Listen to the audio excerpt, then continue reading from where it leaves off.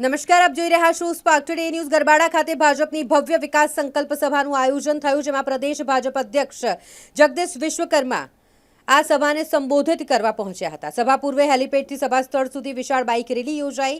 મોટી સંખ્યામાં કાર્યકર્તાઓ અને યુવાનો આ બાઇક રેલીમાં જોડાયા હતા। જગદીશ વિશ્વકર્મા, જેમણે સભા સંબોધિત કરતી વેળાએ કોંગ્રેસ પર આકરા પ્રહારો કર્યા। તેમણે કહ્યું કે 60 વર્ષ સુધી આદિવાસી સમાજને માત્ર વોટ બેંક ગણી છે કોંગ્રેસે। ભાજપના શાસનમાં જ આદિવાસી સમાજનો સાચો વિકાસ થયો હોવાનો પણ તેમણે દાવો કર્યો અને સ્થાનિક સ્વરાજ્યની ચૂંટણીમાં ભાજપના ઉમેદવારોને મત આપવા માટે લોકોને અપીલ કરી। અહીંયા જેટલાય મારા આ ગરબાડા તાલુકાના લોકો, દાહોદના લોકોને પૂછવું છે કે 60 વર્ષ સુધી આ કેન્દ્રમાં કોંગ્રેસની સરકાર રહી, આપણા ત્યાંય કોંગ્રેસની સરકાર રહી વર્ષો સુધી।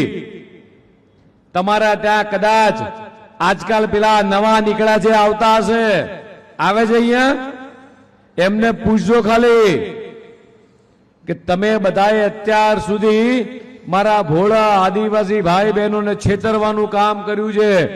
મારા ભોળા આદિવાસી ભાઈ બહેનોને માત્ર મજૂરી કરવા માટે તમે રાખ્યા હતા। મારા ભોળા આદિવાસી ભાઈ બહેનોને માત્ર ચૂંટણીના સમયે અંગૂઠો મારવા પૂરતો ઉપયોગ કરતા હતા।